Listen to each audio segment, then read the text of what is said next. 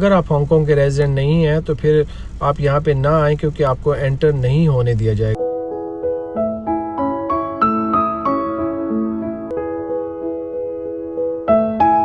अस्सलाम वालेकुम, उम्मीद है आप सब लोग खैरियत से होंगे। दिन मलिक आपकी खिदमत में एक मरतबा फिर हाजिर है।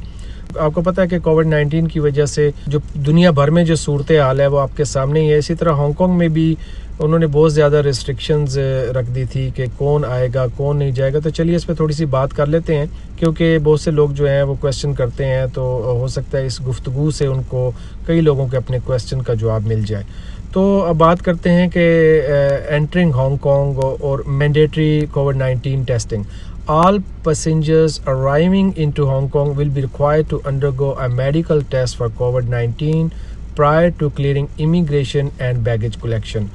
तो ये तो जनरल सी बात है कि भाई आपको जब आप हांगकांग में आएंगे तो आपको जो है वो रेस्ट्रिक्शन जो यहाँ पे है, जो भी इन्होंने रूल्स एंड रेगुलेशन बनाए उनको फॉलो करना पड़ेगा। जो भी उनकी कोविड-19 की जो रिक्वायरमेंट्स है उनको पूरा करना पड़ेगा। आपके यहाँ पे पहुँचते ही जो टेस्ट किया जाएगा उसको आपको पूरा करना होगा। अब वो क्या टेस्ट है कि the test which involve providing a combined nasal and throat swab sample will be conducted by the medical professional at the Department of Health। ये आपके यहाँ पे जो है एक हेल्थ डिपार्टमेंट जो अप्रूव्ड है हेल्थ डिपार्टमेंट होता है, उसी का स्टाफ जो है वो आपका टेस्ट करता है। फिर आपको उसका वेट करना पड़ता है, आपको उसके रिजल्ट का वेट करना पड़ता है और जो भी रिक्वायरमेंट्स है उनको फुलफिल करना पड़ता है। अच्छा, अब थोड़ी सी बात कर लेते हैं कि एंट्री रिस्ट्रिक्शंस क्या है, कौन लोग जो यहाँ पे आ सकेंगे और कौन लोग नहीं आ सकेंगे। तो इसमें सबसे पहले जो मैं चीज़ आपको बताना चाहूँगा कि if you are a non resident of Hong Kong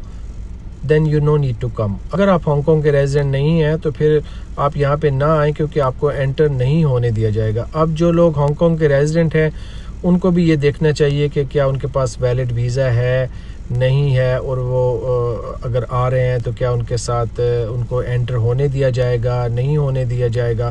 तो उसके लिए भी कुछ रूल्स एंड रेगुलेशन है कि उनके लिए उनके पास जो हांगकांग आईडी कार्ड है उसको वो देखें। उसके ऊपर उनका हांगकांग आईडी कार्ड के नंबर से पहले कुछ अल्फ़ाबेटिक करैक्टर होते हैं, उनका कुछ मतलब होता है। जिनके आईडी कार्ड के साथ ARCU ये अल्फाज लिखे होंगे तो उनको तो हांगकांग में इन होने देंगे।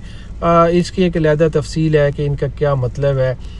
जो रेजिडेंट है वो तो जानते हैं, मिसाल के तौर पे जो ए है वो it comes with the right of about people, वो जो यहाँ के परमानेंट रेजिडेंट होते हैं। इसी तरह आर जो है वो राइट ऑफ लैंड वगैरह राइट ऑफ लैंड के साथ आता है, उनके पास राइट ऑफ अबाउट नहीं होता। इसकी एक अलहदा तफसील है इन करैक्टर्स की, बहरहाल हम उस पर बात नहीं करते। अच्छा, इसके बाद और कौन से लोग आ सकते हैं। ऑब्वियसली अगर आप चाइनीज़ नेशनल हैं, आपके पास HKSAR पासपोर्ट है, फिर आप हांगकांग में इन हो सकते हैं। इसके अलावा जो अगर आपके पास हांगकांग का ट्रैवल डॉक्यूमेंट ऑफ आइडेंटिटी है तब भी आप हांगकांग में इन हो सकते हैं। अच्छा, अब बात कर लेते हैं कि जो है किन किन लोगों को एग्जेम्पशंस हैं।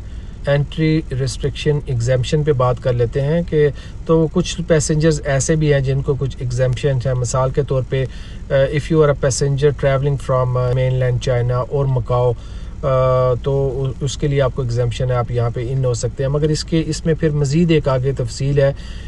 If you have not been to any other country any other region in the past 21 days, तो अगर आप 21 दिन में किसी और कंट्री में नहीं गए तो तब तो आप यहाँ पे इन हो सकते हैं। और इसमें भी फिर एक आगे तफसील ये है कि फिर वो लोग जो हैं वो एक इन्होंने यहाँ पे शुरू किया है रिटर्न टू हांगकांग स्कीम के नाम से, जिसके ऊपर तकरीबन 1000 एंट्रीज़ पर डे के हिसाब से वो ऑनलाइन एप्लीकेशंस है वो एक्सेप्ट करते हैं।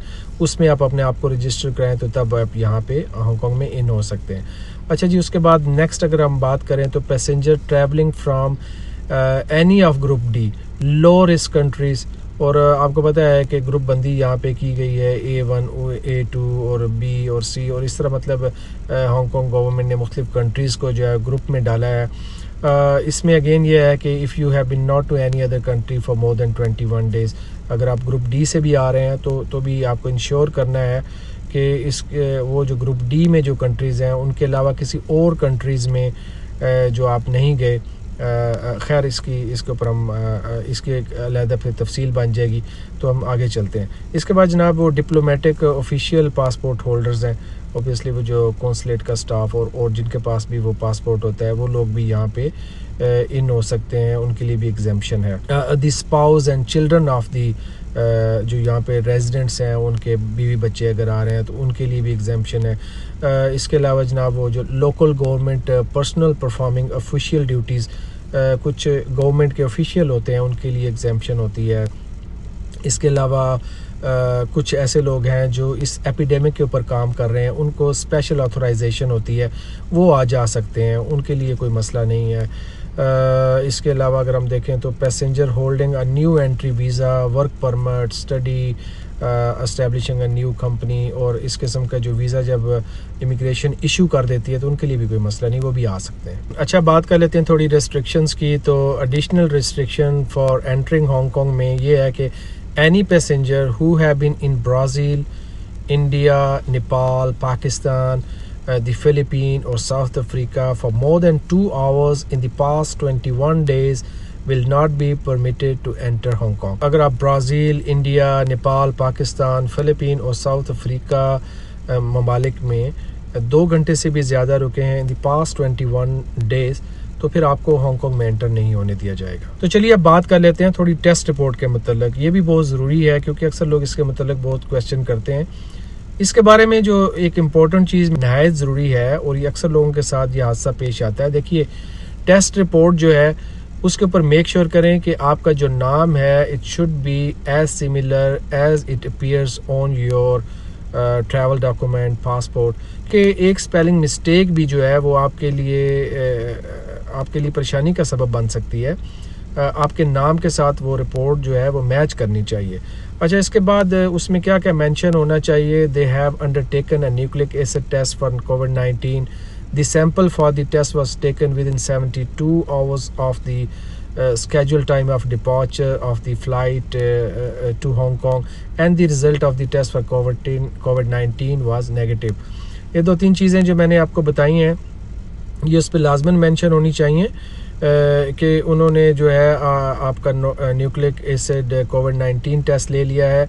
ये मेक श्योर करें कि आपकी फ़्लाइट से 72 आवर्स पहले ये टेस्ट रिपोर्ट जो है वो इशू की गई है, और आपका टेस्ट 72 आवर्स पहले लिया गया है, और ये कि आपका जो टेस्ट नेगेटिव है। अच्छा, इसमें एक सवाल मेरे जहन में आ गया। अक्सर लोग पूछते हैं भाई अगर वो टेस्ट नेगेटिव था, सब कुछ ठीक था, मगर वो फ़्लाइट आपकी कैंसिल होगी। अब इसमें जो है हांगकॉन्ग गवर्नमेंट उसने अपने आप को बरीउल ज़िम्मा करार दिया। वो कहते हैं कि हमारा इससे कोई कंसर्न नहीं है। अगर आपकी फ़्लाइट जो है वो कैंसिल हो गई है, आप अपनी फ़्लाइट रीस्केड्यूल करें और फिर दोबारा वो टेस्ट कराएं, तो इसमें कोई रियायत नहीं है। अच्छा, इसी टेस्ट रिपोर्ट से मतलब एक बात जो है वो मैं यहाँ पे शेयर करना चाहता हूँ कि जो लोग हमारे यूके से आ रहे हैं, वो देखा गया है कि उसमें से कई लोग जो हैं वो NHS की रिपोर्ट लेके आए हैं। NHS जो है वो यूके का हेल्थ डिपार्टमेंट है, नेशनल हेल्थ सर्विस डिपार्टमेंट है। उनकी जो रिपोर्ट है वो एक्सेप्ट नहीं की जा रही। मे बी जो भी वजह है, मगर उनकी जो है वो जो रिक्वायरमेंट्स हैं वो यहाँ पे हांगकॉन्ग की रिक्वायरमेंट्स पे पूरा नहीं उतर रही। तो ये भी ख्याल रखें कि जब आप रिपोर्ट लेके आएँ तो वो यहाँ पे एक्सेप्टेबल हो। ऑब्वियसली वो जो है उसका जो फॉर्मेट है वो इंग्लिश में होना चाहिए, चाइनीज़ में, क्योंकि वही एक्सेप्टेबल है। अच्छा, अब थोड़ी सी बात कर लेते हैं कि क्वारंटीन का पीरियड जो है उससे मुतल्लिक। देखें, जो अब मैं वो ग्रुप्स की तफसील में नहीं जाता, वो आपको पता होगा कि ग्रुप ए में आप हैं, A1 में, A2 में, B में, C में। बहरहाल जो ग्रुप A1 से ले A1, A2, B, C और इसके अलावा जो ताइवान है वहाँ से जो लोग भी आ रहे हैं, they have to stay 21 night starting from the day they arrive in Hong Kong.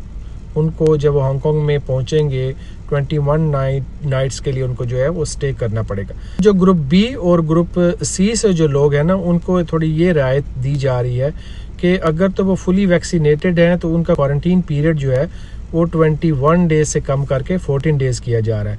इसी तरह जो ग्रुप डी से जो कंट्रीज थे उनको पहले तो जो था वो 14 नाइट्स के लिए होटल क्वारंटीन करना पड़ता था, उनको भी ये राय दी जा रही है कि अगर वो फुली वैक्सीनेटेड हैं तो उनको 7 नाइट्स के लिए यहाँ पे होटल में क्वारंटीन करना पड़ेगा। ताइवान से भी इसी तरह जो लोग आ रहे हैं उनको अगर वो फुली वैक्सीनेटेड हैं तो 14 डेज़ के लिए क्वारंटीन में रहना पड़ेगा। अच्छा, इसमें अगेन आपको वो पिछली बात मेरी याद रखनी पड़ेगी कि अगर आपने उन कंट्रीज़ में स्टे किया है, जैसे मैंने आगे जिक्र किया था, Brazil, India, Nepal, Pakistan, for more then 2 hours, तो अगर आप वहाँ से होके आएंगे तो फिर ये जो मैंने अभी आपको क्वारंटीन पीरियड बताए हैं 14 डेज़ और 7 डेज़, तो ये चेंज हो जाएंगे, they will come back to the same 21 nights के ऊपर। बहरहाल जी, ये कुछ मालूमात थी जो मैं आप तक पहुंचाना चाहता था। उम्मीद है आपको, आप में से कुछ लोगों को उनके सवालात के जवाब मिल गए होंगे।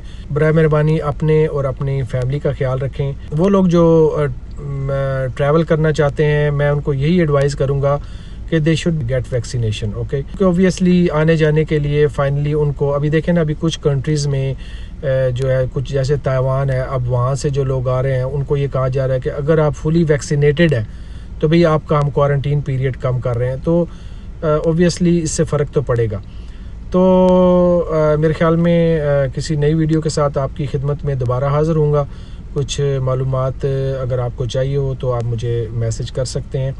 मेरा नंबर भी स्क्रीन पे अपीयर हो रहा है। मैं व्हाट्सएप कॉल यहाँ से या व्हाट्सएप मैसेजेस जो है वो चेक कर सकता हूँ, या आप यूट्यूब पे भी अपने कमेंट्स जो हैं वो दे सकते हैं। तो आपसे दोबारा मुलाकात होगी, तब तक दिन मलिक को इजाज़त दीजिए। अल्लाह हाफ़िज़।